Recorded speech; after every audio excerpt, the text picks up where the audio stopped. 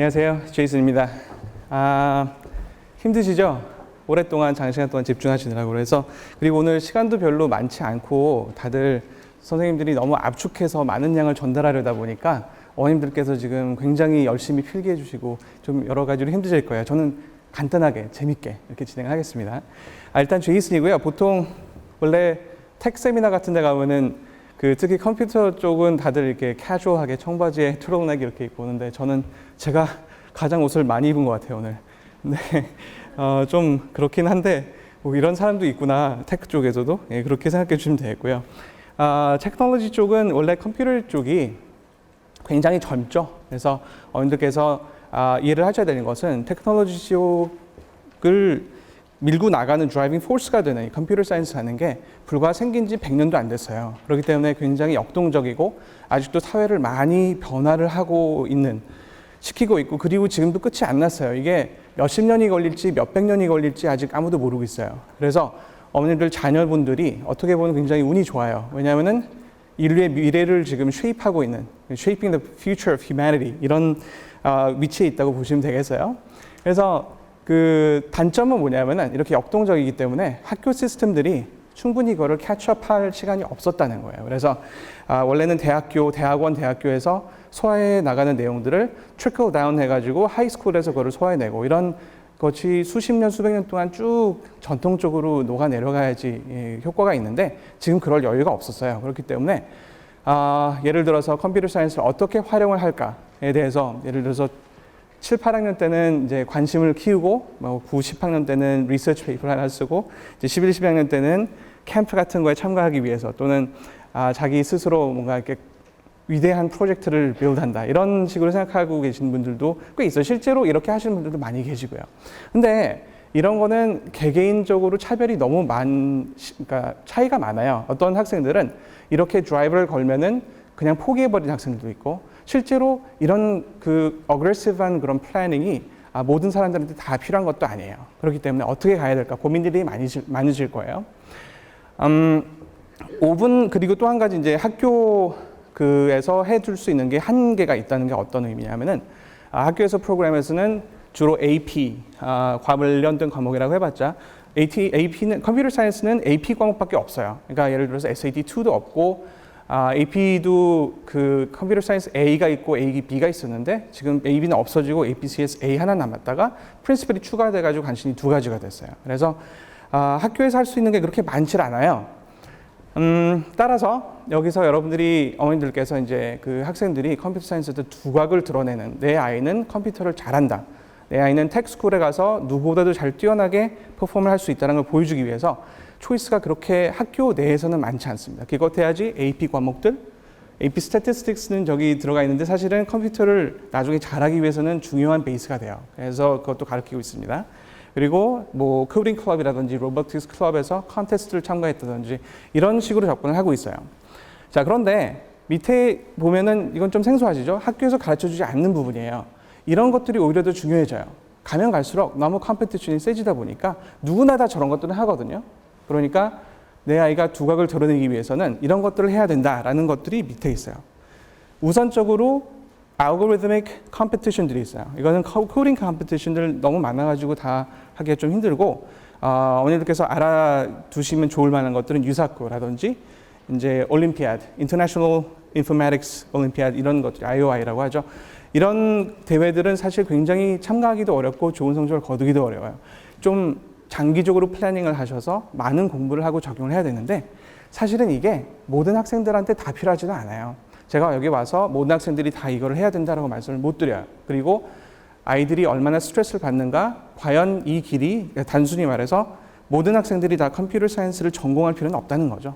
그러면 내가 무엇을 공부하고 내가 어떤 식으로 인류의 문명에 기여를 할 건가, 이게 결정이 되면은 내 초이스에 따라서 컴퓨터 사이언스를 얼마나 도입할 건가를 결정을 해주시면 돼요. 그거에 의해서 이거를 어느 정도까지 참여를 할지가 결정이 됩니다. 그래서 여러분들이 만약에 이제 문과 쪽 포커스가 강하다면은 AP 컴퓨터 사이언스 프린시플 정도로만도 괜찮아요.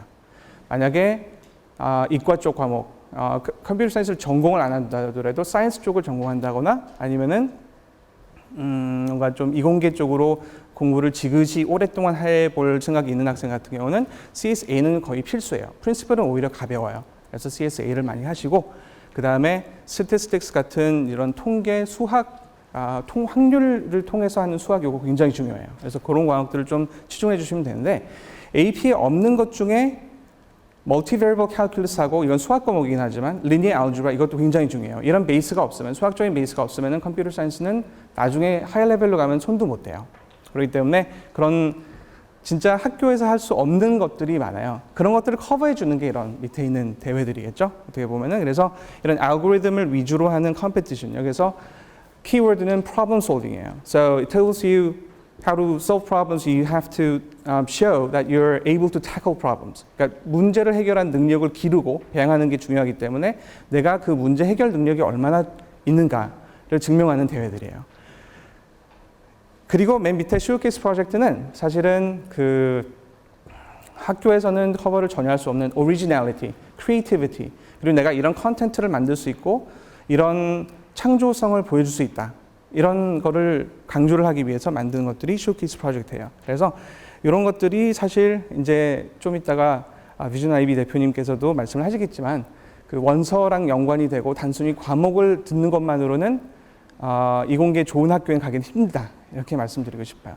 자, 이런 것들은 제가 2002년도부터 학생들이랑 같이 공부를 하면서 너무 많죠. 그래서 이거를 전부 다 설명드리기는 좀 요원해요. 그래서 그냥 개괄적으로 보여드리기만 할게요. 그래서 많은 분야별로 이런 여러 가지 프로젝트를 진행을 하고 그다음에 이런 프로젝트를 진행하면서 내가 꼭 필요한 것을 이해하는 것은 물론이고 그 이후로 얼마나 많은 열과성을 들여서 컴퓨터를 공부를 했는지 내가 얼마나 남들보다 뛰어난지 보여줄 수 있는 그런 프로젝트들이에요. 그래서 굉장히 다양한 분야이고 실질적으로 제가 그냥 이런 것들이 있다라고 소개를 시켜주는 게 아니라 부분들 거의 대부분들 제가 학생들이랑 했었던 것들이에요. 그래서 매번 리스트가 늘어날 거예요. 그래서 요즘은 이제 데이터 사이언스, 게임AI 만드는 것도 이제 인공지능에 해당되는 거고요.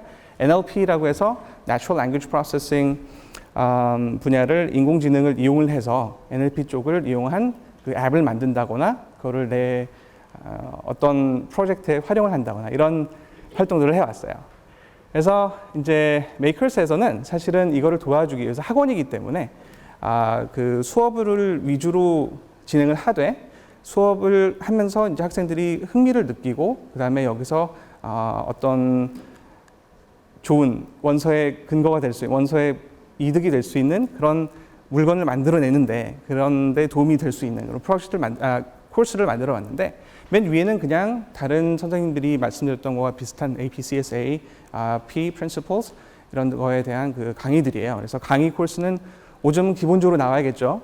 그리고 SAT가 없기 때문에 좀 가벼운데 그 대신에 유사코라든지 아니면 내가 쇼케이스 프로젝트를 만든 그런 프로젝트 강의들이 따로 있어요. 이 모든 것들은 여름에 시작하는데 그래서 지금들 미리 많이 들어주셔야 돼요. 그래서 여름방학 때가 사실은 유일하게 여유가 있는 때예요. 여름방학을 지나면은 시간이 없어요. 학기 중에는 도저히 진행을 하기가 힘들어요. 그래서 이런 것들 여름방학 때 좀 집중을 해서 들어주시고 대회는 이제 2월 뭐 이런 시간 대회들마다 다른 시간들이 타임 프레임이 다른데 그때 되면 이제 또 학원에서 이런 강의들이 있더라고 안내를 드릴 거예요. 하여튼 이런 것들이 필요하다라는 거를 말씀드리고 싶었어요. 자, 일단 여기 뒤에 하나가 더 있었는데 제 소개 페이지가 날아갔네요. 저는 서울대 나왔고요. 전자공학 전공이고요. 제이슨 리고요. 그다음에 2002년도부터 얘들이랑 같이 공부를 해왔는데 제가 여러 가지 과목을 가르치다 보니까 컴퓨터 사이언스는 2008년 정도부터 포커스를 해왔어요. 하여튼 보내주시면은 이제 우리나라 미래뿐만 아니라 인류의 미래를 책임질 인재를 키워내도록 열심히 노력을 하고 있습니다. 자, 그럼 궁금하신 거는 다음 주 금요일에 죄송해요. 박수하는데 제가 끊었네요. 다음 주 금요일에 자세한 인덱스 세미나가 메이커스에서 진행이 돼요. 그래서 제가 오늘 말씀을 다 못 드린 것들은 최대한 그때 다 설명을 드리도록 하겠습니다. 그럼 다음 주에 뵙겠습니다. 네, 감사합니다.